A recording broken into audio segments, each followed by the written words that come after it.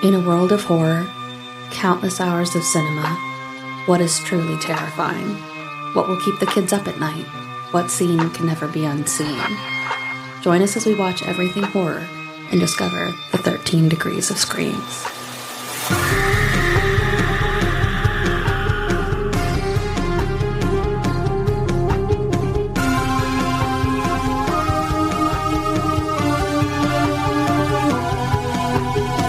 Welcome to 13 Degrees of Screams.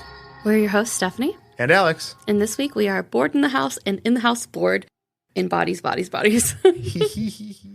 Tee-hee. It's like the song. Yeah. Yeah. That's in the movie. Uh-huh. Stephanie. Yeah. Did you watch Bodies before we watched it for the podcast? Yeah.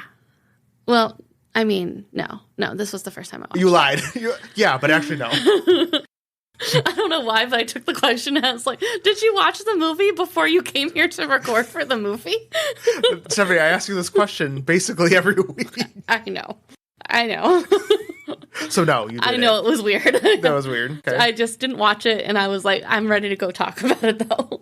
That's fair. Yeah. One of these days, we need to do an episode where one of us watches the movie and we describe it to the other person. Mm-hmm.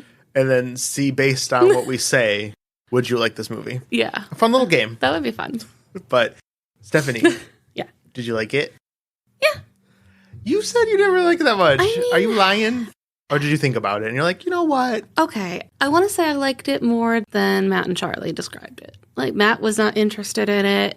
And Charlie, I couldn't even get him to sit through it. I kind of go back and forth. Like, did I have an interesting time watching it? I would say it was probably the most fun out of the movies that we watched. Mm-hmm. Just because I like Pete Davidson. I think he's funny. And Do you? Yeah. Why? Why? I don't really like him that much. Really? So I did find most of them very unlikable. So I think it might be something that I could rewatch again and find it more likable now that I know what happens. Maybe like a Ready or Not kind of situation. Like I didn't care for it or like think it was the best thing that ever happened the first time. Then the second time I really liked it. Okay. So maybe it's one of those things. But going in, I was like, wow, they all suck. Like, Yeah. Also, I definitely see that. and also, I will say, though, that the music and how it was mixed for Netflix really was messing with my senses, like having to turn it down every 2 minutes whenever the music would cut. Was it loud? Really getting to me. Yeah. Okay. It was just annoying, and I don't know, it just kept on, like, just making it my overall mood of the movie just negative. That sucks that happened. Because, like, I don't know where I watched it on. Because it wasn't Netflix. I don't have Netflix It was anymore. not good mixed. Okay. Because, like, I didn't have that issue. And that sucks because it kind of affects your viewing of the movie, even though it's not technically the movie's fault. Because I watched it on my phone with headphones, and it was fine. Okay. So Yeah, maybe it was just that because it was a lot of music jumps where I'm like, do we really need to listen to the music at a 12 and everyone talks at a 2? Like, yeah. Yeah. Oh, that's weird. I think I didn't pay for it, so I had to been on. I think it was on Amazon Prime. Oh, okay. Oh no, Paramount Plus. It was on Paramount Plus, Okay. which I have. You're like sponsored. Supposed to be. I have Paramount Plus for Survivor, but it also comes in handy for the podcast sometimes. Okay. So Yeah, I should have done that, but I thought Netflix was the only place for free. So, well, not for free. Yeah, that's what you're saying. Yeah, I liked it. I saw it before. This is my second time watching it. I liked it both times. I think it's it's funny. Mm-hmm. And yeah, the characters are unlikable a lot of the time. Although I will say I really like Alice. Yeah. It's funny because if you look up this movie at all, everyone just constantly points out that actress and how good she did. And like she was like the star of this movie. Really? Everyone talks about how good she did. And I agree. Yeah, she was the funny, like... She was the best out of all of them, in my opinion. Like, she was comedic relief in a way, but also like a foil. And I don't know, she kind of did everything. So. Yeah, I liked her character. I like murder mystery type I do too. things, So that's why I was like, I think I'm going to be more into it. But then, I don't know. I think maybe I just let like other opinions of it follow me, and then the whole music thing bugged me, and then the cast wasn't that likable, and I was like suspicious of all of them in a way of like, well, they all suck, so it doesn't really matter. Yeah, I will say to its detriment, I think I kind of figured, or I had an idea of what happened like halfway through. I'm like, How much you really? want to bet? Yeah, just because. Well, I don't want to talk about it now, but I'll tell you about when. I was like, I think I have a feeling what happened. Okay. But I enjoyed it. I went in knowing it was silly, quote unquote, and like funny and not to be taken like seriously, really.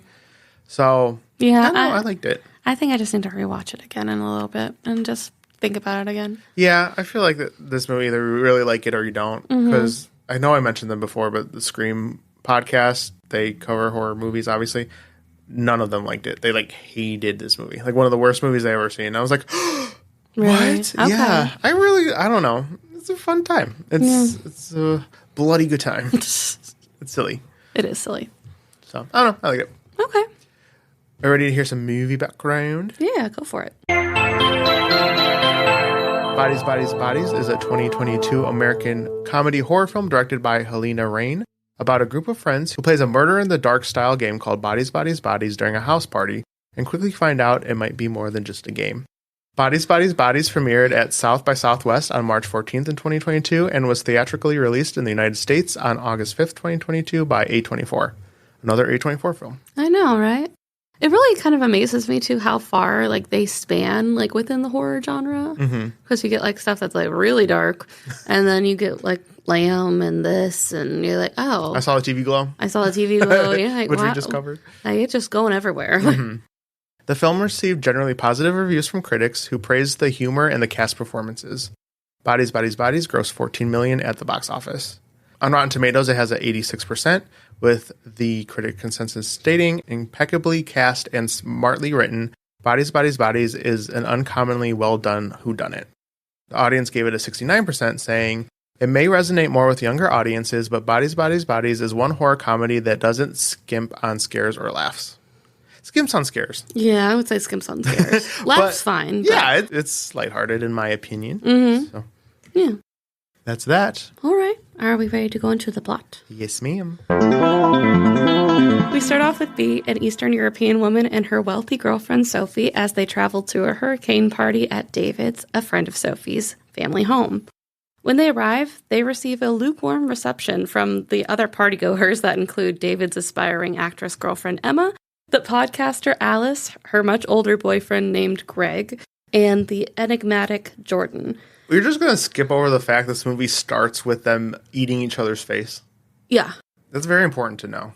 They are making out Yeah. so uncomfortably hard. And Sophie has such long nails, and I don't know. I just can't. With the nails? With the nails. Like Like- I don't paint my nails. I don't put on plastic nails very much, especially, but like the long ones, they like kind of like skeeve me out a little bit. Oh, really? Yeah, I don't know. I think it's just like thinking of like what gets under them. And like wiping your butt. That kind of stuff. Like I imagine like what it's like to get like a hangnail and like pull it on your clothes or something. Or you have a hangnail on your like toe and it pulls on your sheets or whatever when you're sleeping. Yeah. Like, no, I don't know. I kind of picture that. I hate that. Yeah, so I don't know. I think that's why I skipped past. But I mean, they are just making out, and I think Sophie says she loves her, and Bee's like, Okay. okay, thanks. Like, Thanks, bye. Yeah. No, it's just... it just didn't feel like... intense. It's an intense yeah, makeout. like, I mean, they are really going for it. It's not important. I just wanted to say that they were going at it. I don't know. Every time, like, a scene just starts with two girls kissing, I'm like, and they were roommates. Wow, Stephanie being homophobic. No. I'm just kidding. Quite the opposite, honestly. On the contrary. So, like, they get to this party. Oh, can we talk about how they're all weirdly, like, sitting under the water? And, like, it's just, like, this weird, like, symphony kind of music in the background. They're all just, like, sitting, looking at each other under the water. They were holding their breath competition. I get what they were doing, but it was also, like, but are you trying to die, though? No, they're trying to win a competition. I know. But they were all kind of, like, just sitting, like, still under the water and being weird. I don't know. You never done that before? I mean, yeah, as a kid. I don't know. They just seemed a little old to be doing it. And then... Once you hit, like, 15, no more. No more fun in the pool. Cut that nonsense. That nonsense. Go get a job. I'm tired. Tired of this shit. I don't think it was like the weirdness about them doing the holding their breath thing. It's just how they all looked like underneath the water. Okay, never mind. No, it's good. It's funny. You guys look weird underwater. Just in case. Stop it. It makes me me uncomfy. Stop. No, that's fair. Okay. No, it's a valid criticism. because they show it and they don't explain what they're doing. Yeah, they're to just your like... point. I wish everyone could see your face just now.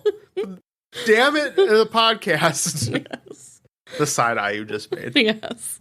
Went all the way into the back of my head.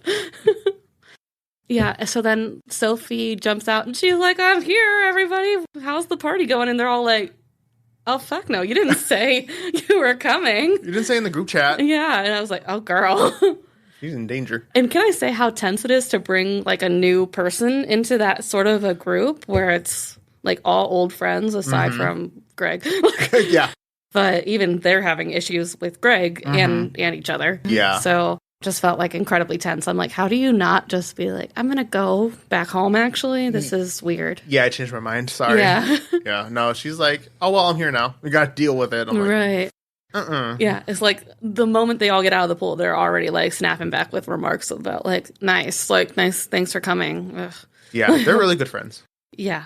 Eee.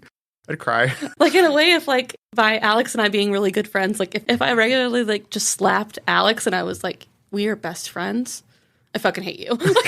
And then I just walked away. That's the vibe. Yeah. I mean, I don't know. There's also Max, another guest, which I'm like, man, this guy has no lines. We're never going to see him. Yeah. Who left after a fight with David the previous evening off screen. So it seems that Sophie didn't tell their group chat that she would be coming, and there's some weird hostility among these longtime friends. But Sophie explains that she and David have known each other since kindergarten. And they're all rich, aside from B, basically. Yeah. And I guess Greg. I don't know. Yeah, we don't know. But yeah. Everybody else that's been in the friend group for as long as David and Sophie have are well off. Oh, yeah. So, it's a big old house. Greg brings out champagne to celebrate Sophie and B's arrival, cutting the bottle open with a sword, much to David's chagrin. And we learn that Sophie is newly sober. Good for her. Mm. Love that for you, Sophie. I don't know if this is the right kind of people to be sober with. No, it's not. Which we find out later. Yeah. Probably the worst group. To do that. Honestly. It's the ultimate challenge, really. No, testing her willpower. Yes. And as the storm kicks off, the group, like, they start screaming, and I was like, also, this is just as bad as the music. The storm or the yelling. Oh, I was like, ugh. I just feel so old. I know. I sound You're old. like, I was like, oh, the kids they were these having days fun. holding their breath under the water. I hate it. Like, in my day, we didn't do that. We were respectable. No. We're to the water. We didn't go in the water. We didn't play mermaids. We worked in the mines. Yes. So as the storm kicks off, the group drinks, does drugs, and makes TikToks dancing to trending songs. To break up rising tension in the group, Sophie suggests they play Bodies, Bodies, Bodies. And also the tension is that, like, Jordan, like, takes, like, a weird interest in Sophie's known girlfriend, B. And I think this is what kind of gave me the vibe of, like, anyone could have done it kind of situation. Jordan especially. She's just, like, uber creepy. Just, like, walks up and is, like, inches away from B's face. And she's like, I just hope that you should watch out for Sophie. Like, take care of her. But it's, like, also, like, like her practically touching noses with her, or like, isn't she like touching her neck or something too? Like, I don't know. They were it's just like uncomfortable. it's just very close. Yeah, back up, woman. I don't want to smell what you had for breakfast. Like, Ew. I hate that. So Sophie suggests that they play Bodies, Bodies, Bodies, a game of hide and seek where one person is secretly selected as the killer, and as each person is killed off, the group shouts Bodies, Bodies, Bodies to regroup and make cases for who may be the killer. I will say I would be so down for that. Oh yeah, I would love this. It's funny. Charlie, your husband, has he ever talked about when we used to do something like that in high school? Yeah, he accidentally hit Kat. Yeah, our friend. Yeah. Yeah. I know. We used to play something very similar to this. I know, and it makes me sad that I wasn't around at the time where you guys were all immature enough to do that. Because sometimes I do come into the group and be like, what if we just play hide and seek like we were 12? Like, we could do that again in the dark. Okay, I'd be okay with it. But then I think Charlie's worried about like punching Kat again. Kat can't play. Sorry.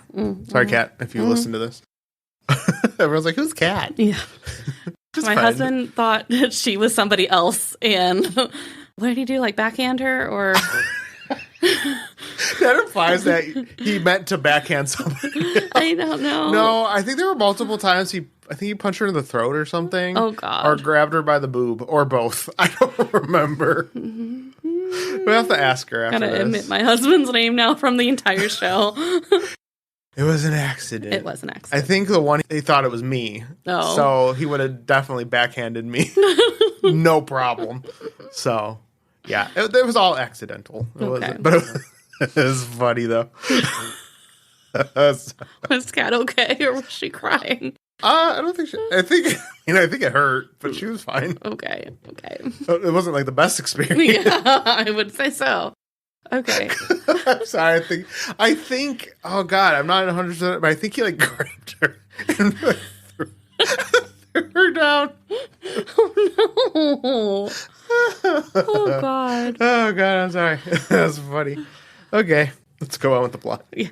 So for some reason they form a circle, and I was like, "This is a weird way to start this game," because I feel like they've already decided who would be the killer. I mean, they don't all know. Somebody just has a piece of paper that indicates it. But for some reason, they all form a circle to take a shot and slap each other in the face before each round. Yeah, I don't get that. I was like, well, that doesn't seem necessary.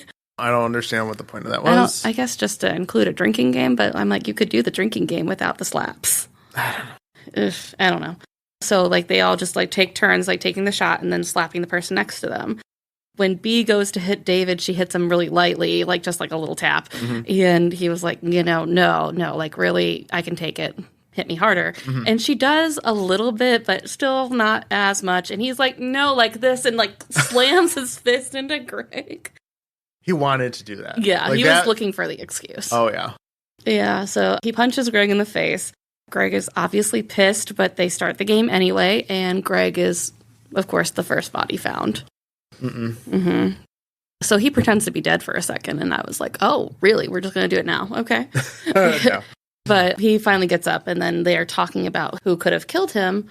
And Greg keeps, like, interjecting, and they're like, you're dead, you're not supposed to talk, kind of stuff. And they're fighting about the rules and, like, what people's tells are. They think that maybe Emma could have done it. But David and Greg keep arguing, so Greg gets kind of, like, fed up and goes to bed.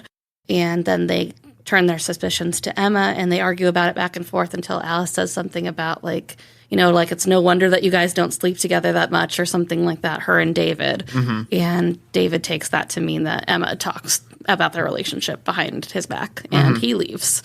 Oh, it's more than that. He's, like, mean. He, like, starts saying some shit to her. I don't remember all of what was said, but I was just, like, trying to get the gist across. Yeah. What all does he say? Do you know? No. Or, she starts crying, and then he's like, she's acting. She's not really crying. And, like, he really hurt her feelings, but he does not give a shit about his girlfriend.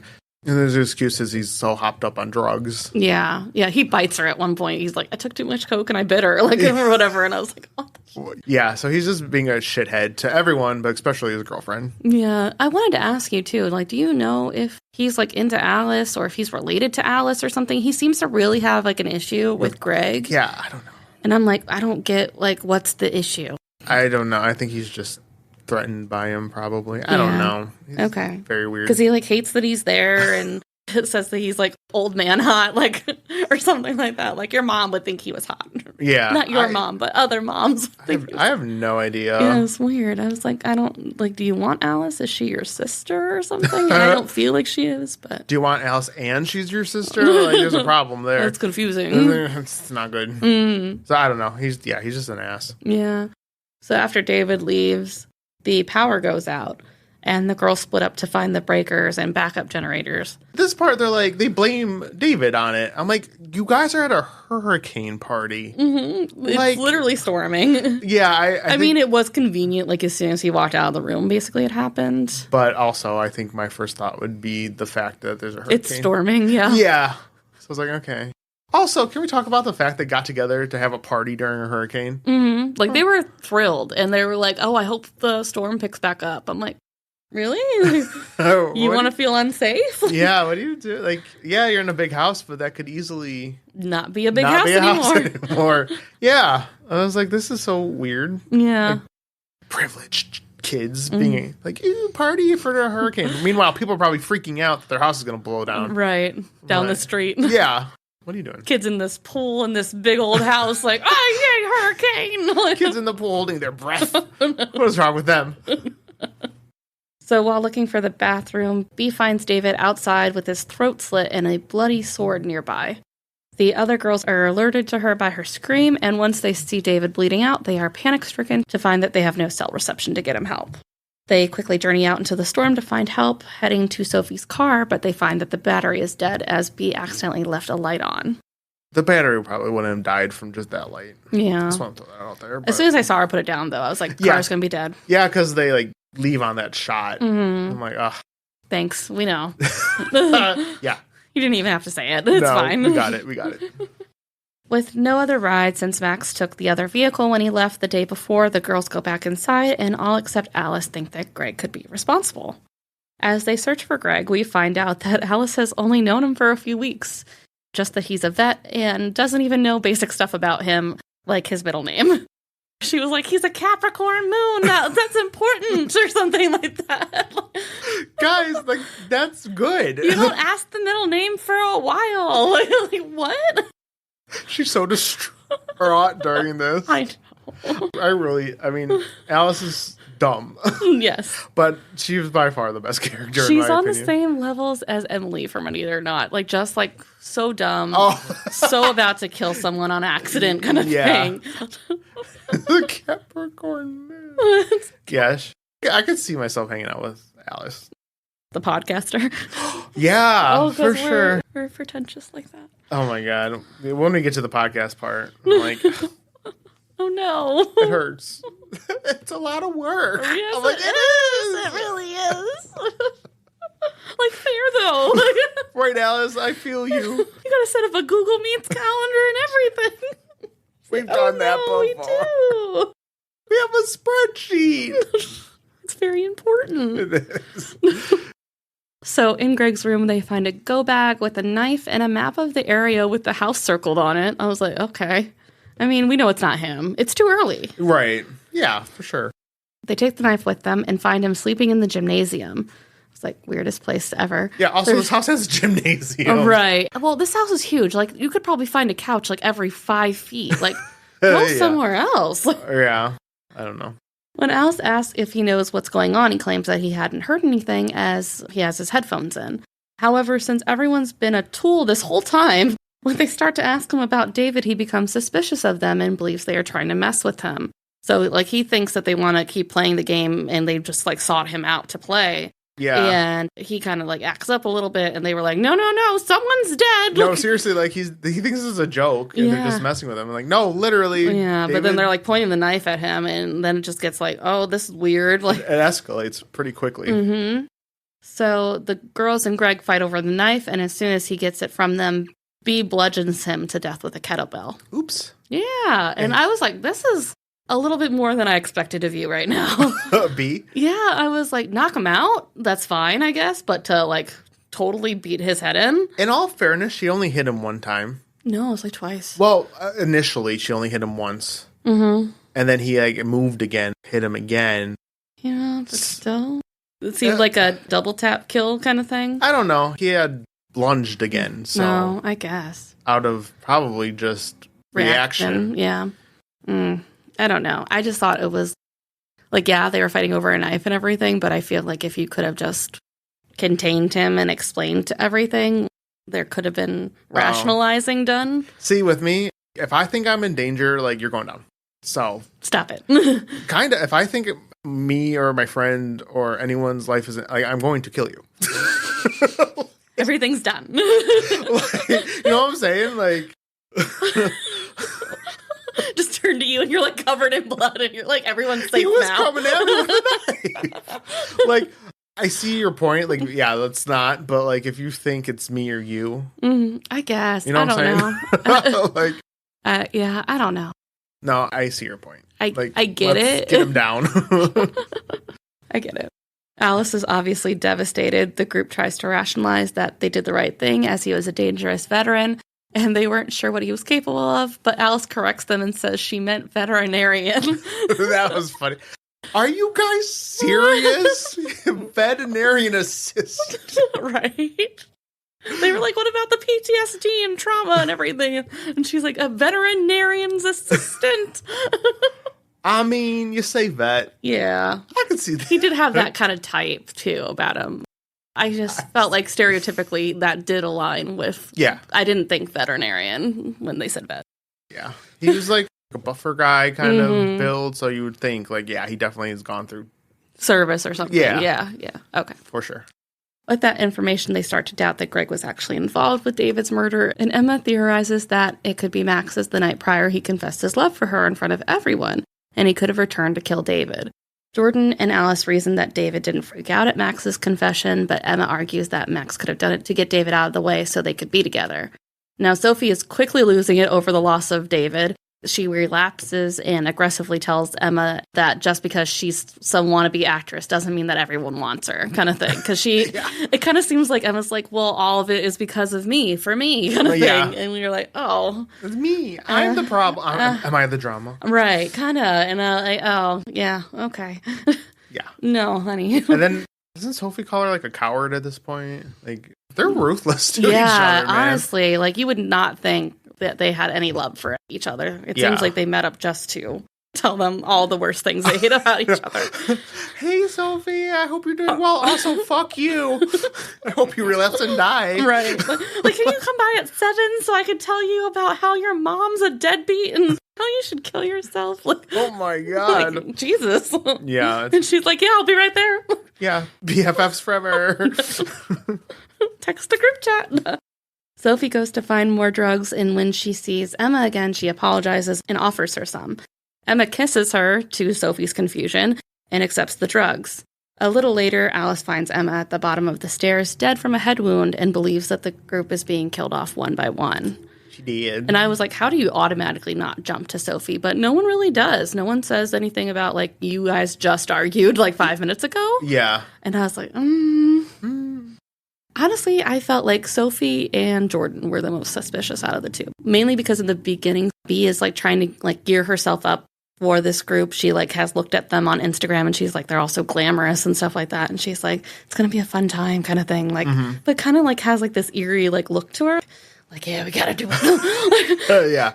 And then Jordan's like the weird, like, I'm going to get in your face and talk to you kind of type. And then with this whole situation with Emma falling down the stairs, it seems like Sophie would probably have done that. Yeah. Just because of what's happened. Yeah. But this was the part where I kind of was having a feeling what actually happened is what happened. Because we just find people dead. Like, we never actually see, like, hands pushing or, you know, like, sometimes you, like, get a glimpse of someone, like, yeah. you never see it. You just find fucking bodies laying around. I had no idea, honestly. Really? I was completely surprised at the end. I was like, oh. Oh, okay. Yeah. I started to have an inkling. But also, I did get a feeling like it was weird how it was happening, but I was still accepting that somebody was doing it. Yeah. But then when I was still trying to figure out who might be doing things, but then I was like, wait a minute. Sophie and Jordan are too obvious, so it must be Alice. Like, I went through, like, everyone, like, at some point. Yeah, at some point I was like, Bee's the wild card, though. Like, she's really the only person we don't technically know out of this group if this group knows each other. Quickly, their attention turns to Bea. Jordan and Alice tell Sophie that they didn't find anyone with Bea's name at the college she claims to have graduated from.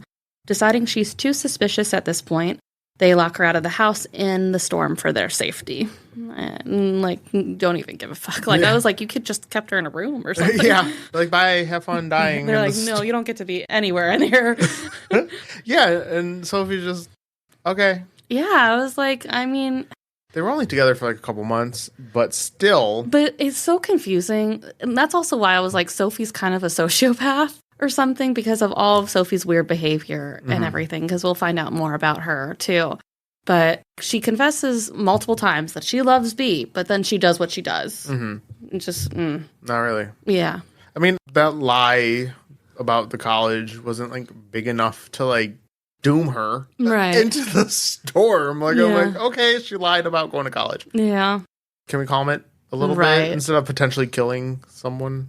Because, like, Storm was getting bad. Like, she could get hit by debris or something. Right, yeah. I don't know. I was like, okay. Yeah. Sorry, Bea. They didn't care. Nope.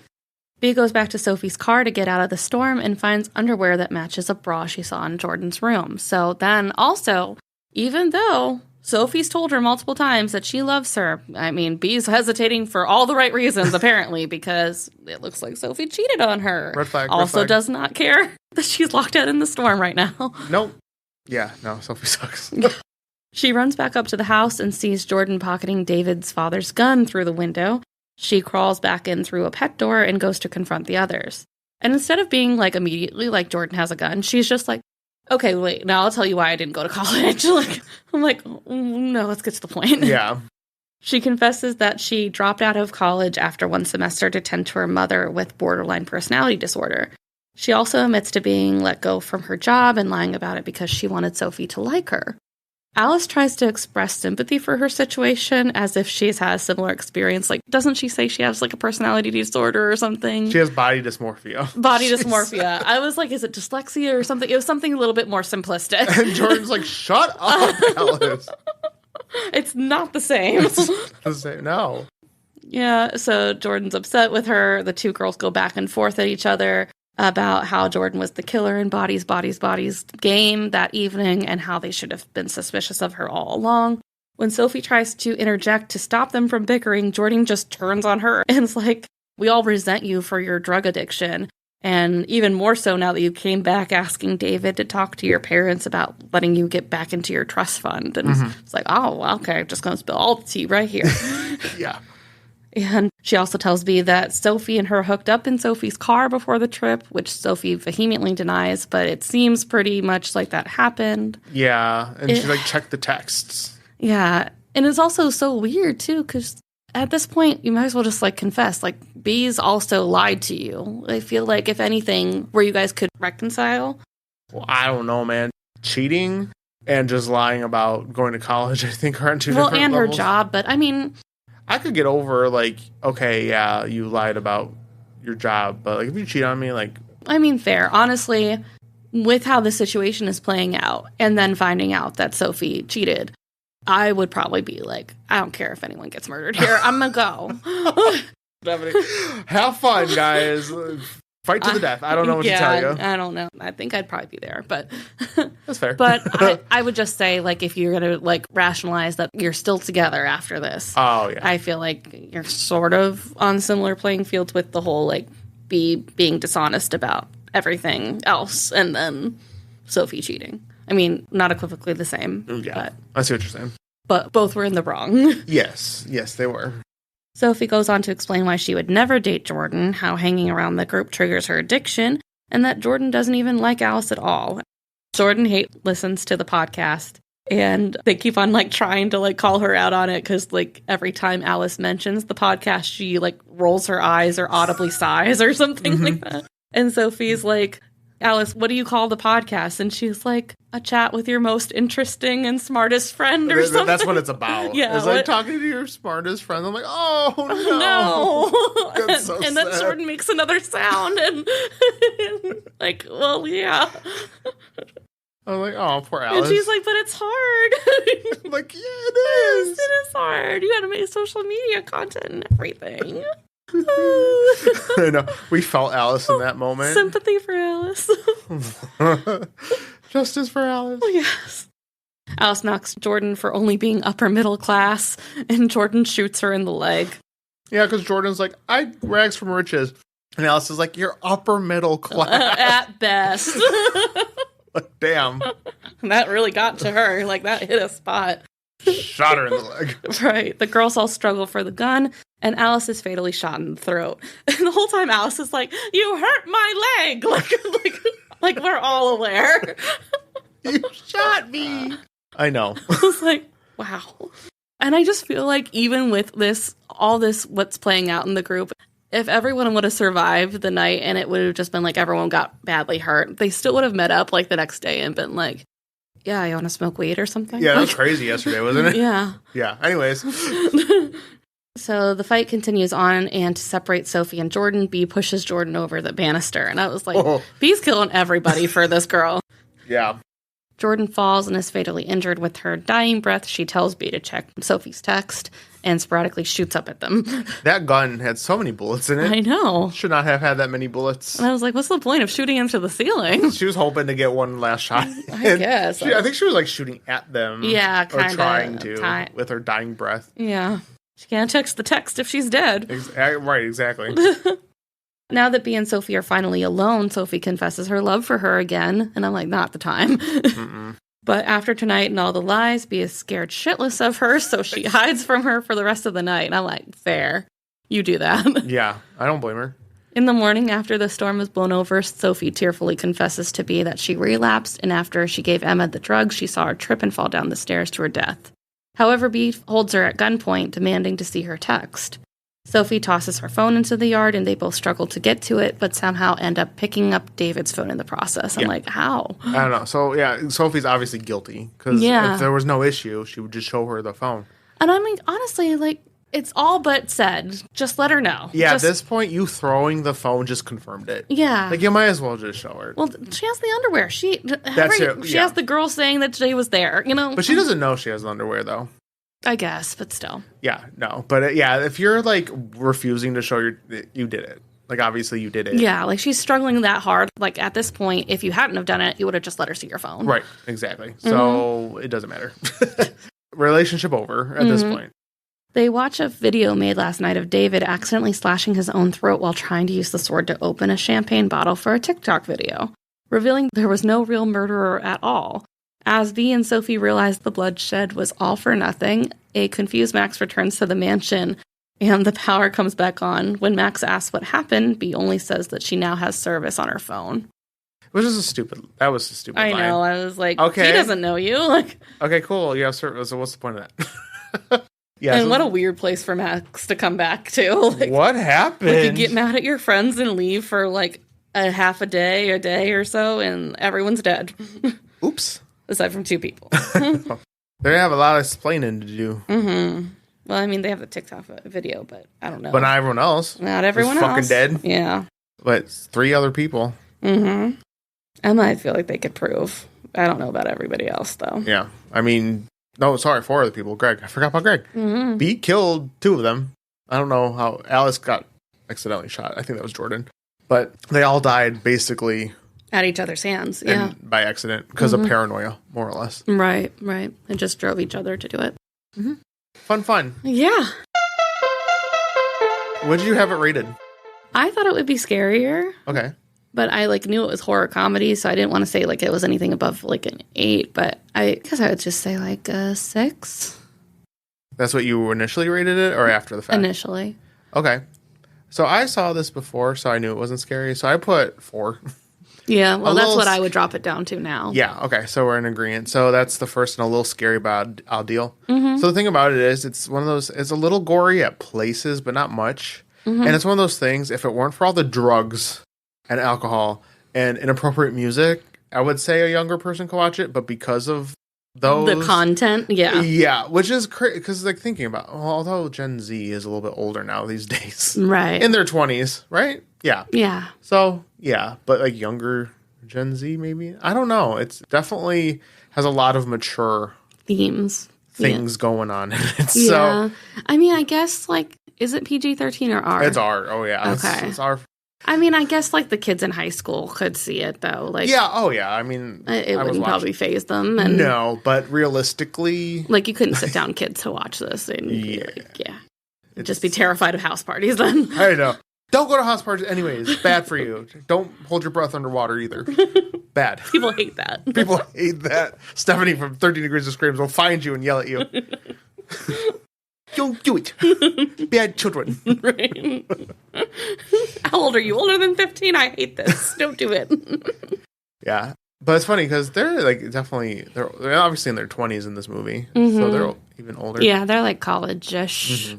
College adjacent. College adjacent. Yeah. No, it's not scary, really. It's just a fun little mystery. Yeah. It's more comedy than anything. Mm-hmm. So. Yeah. I think that's the only reason that bumps it up to a 4 is just because of all the drug use and everything. And oh, yeah. If it was PG-13, then it would definitely be a little lower. Mm-hmm. Are ready to dive into the topic? Yeah. So, obviously, this movie deals with a lot of Gen Z tropes and the way they talk and act and blah, blah, blah. So, I found an article called How Bodies, Bodies, Bodies Successfully Critiques Its Own Target Audience by Anna Miller on DiscussingFilms.net. Okay. It starts off by saying, Bodies, Bodies, Bodies peaks in its criticisms and overall message towards Gen Z. It is all too probable for a young generation to self-sabotage themselves with the overuse and abuse of technology and social media, no matter how outlandish it may sound. When taken to extremes, it can be laughable, but along with the film's humorous components comes its cautioning and vexatious implications. So I guess before we dive into the rest of this article, do you think that this movie was making fun of Gen Z or just critiquing Gen Z? Because this article implies it was critiquing it while not outright like making fun of the generation or making them feel bad per se. I think it walks a very thin line there of making fun of them or critiquing. But also, I really don't love the discourse of criticizing generations for stuff like that just because it just causes animosity. Like, millennials are already known to have, like, animosity towards the older generations. And now, like, to criticize Gen Z is just, like, punching downwards now, too. Like, so where they'll eventually hate us and we'll hate them equally and stuff like that just to further prolong the generations not liking each other. Yeah. I go back and forth. I don't know if it necessarily made anything they were doing, like, seem bad outside of, like, it caused a lot of their own issues. Like, because I actually watched a recent video about even more Gen Alpha at this point, but about like just the use of technology. And I was watching a TikTok from a teacher, and she was saying like, I want my kids to actually start acting up and yelling at them because they're so focused on like their iPads that they're not even talking to each other. Like back in our day, we would get in trouble for talking to other people. Yeah. She's like, I wish my kids like acted up and talked to each other. Now we can't even pry them from their devices. Right. So I'm with you. I don't know where this lies. I'm obviously not Gen Z, so this would be a question for a Gen Z person. But we're like on the younger scale of millennials. Yeah, we're younger millennials. We're just like you.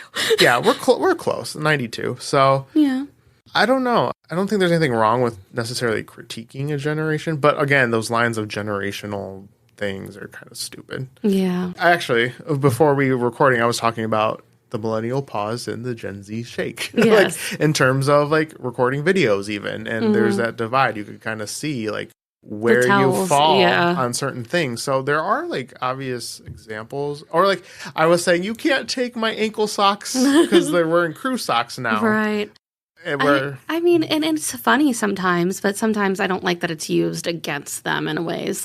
Yeah, I guess that's the question. Do you think it was used against them in this movie? Yeah, I would say somewhat, but I'm also, I guess, I don't know. It's hard to say, like, should this younger generation be warned about, like, their technology usage or something like that? I don't know. I don't know if they necessarily need it. I'm pretty sure they're aware.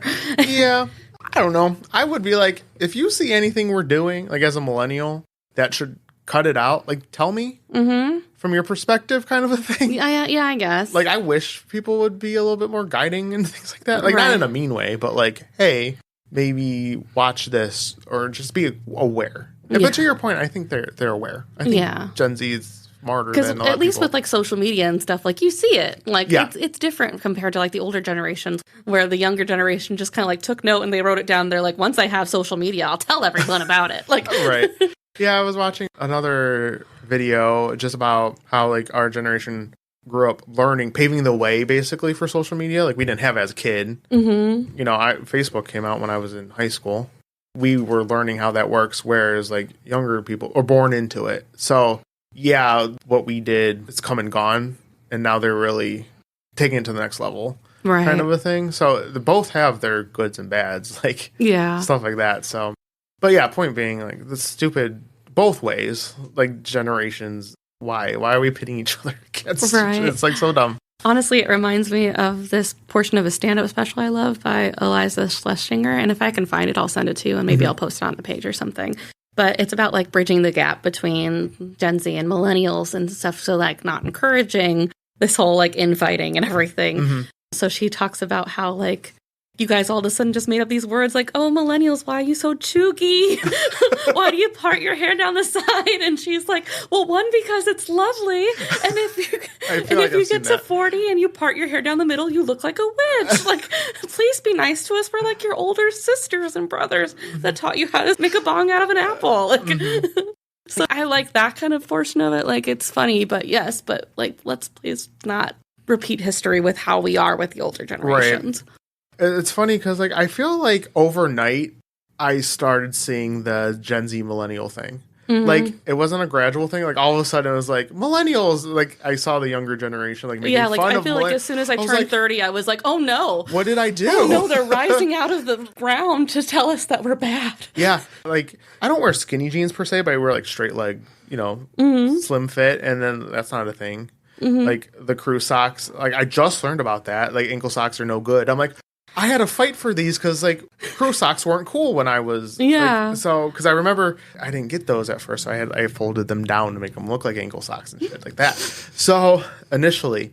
And it's just so funny because now, like, all of a sudden I'm seeing this. Like, I'm the older generation, especially in the age of the internet. Like, I'm old. Yeah. I'm old. Even though 30 isn't old at all. Not even close. But in terms of, like, internet. Yeah. In internet, we have canes. Right. Back in my day. But I just wanted to get your kind of vibe on what you thought before I continue with this article. So, Helena Raines stated that her goal was to make Lord of the Flies meets Mean Girls. The film, mostly located inside a dark mansion, is shot in a very claustrophobic yet clever style. The actors actually light a lot of the scenes themselves with their phone screens, and glow sticks, these accessories being their literal and perhaps metaphorical guiding lights as they try to survive the night. Oh, I like that. Yeah, and also, I can't remember where I read this, but each character kind of used a different device to light their path. Like, Alice had the glow sticks. So she was like a more fun-loving one. Mm-hmm. I forgot who used the flashlight, who was the more practical one. I think Jordan had like the big, like, those chunky ones you take camping. Yeah, so she was like the analytical. Mm-hmm. Mm-hmm. So they all like used different things to light. Yeah. And that was allegedly a choice to do that way too. Interesting. So, Raines' vision for bodies really shines in its aspect, and this is where a lot of Gen Z tropes show face. As they bounce off each other's anxieties, the rapid overlapping and clever improvised conversation creates a casual comedic atmosphere that feels organic and resonates with the language and communication style commonly found among Gen Z or prevalent in Twitter speak today. I guess a lot of, I don't know how much was improvised of the script. Oh, really? So they kind of just like bounced off each other. Oh, damn. Mm-hmm. I would feel so tense if that was improvised conversation. I was like, why do you think that about me? Sometimes I wonder, like, if pursuing theater at all when I was younger was a good idea, because I'm definitely the kid that would just, like, take him aside and be like, are we good? Like, are you mad at me? Like, it's acting. It's not real. But I feel like it's very real now. That's fair.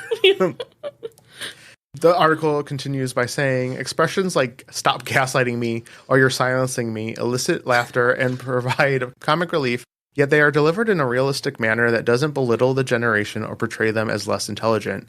Instead, this dialogue intertwines the contemporary language with negative behaviors such as victim blaming, hasty conclusions, and sacrificing a friend to drive home a meaningful message.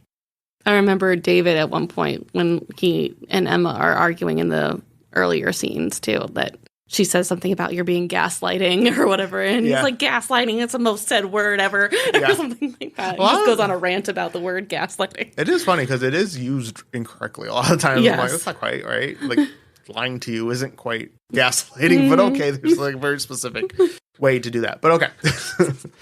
Gen Z has encountered a markedly different online experience compared to their predecessors.